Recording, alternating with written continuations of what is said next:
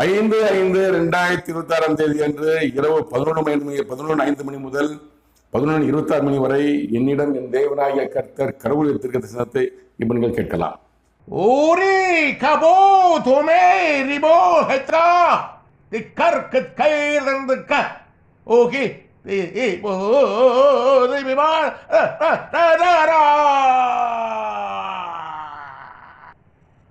உன்னிடம் நான் கூறினேன், ஒருவனுக்கு அதிகாரம் கொடுக்க ஆயத்தமாயிருக்கிறேன் என்று.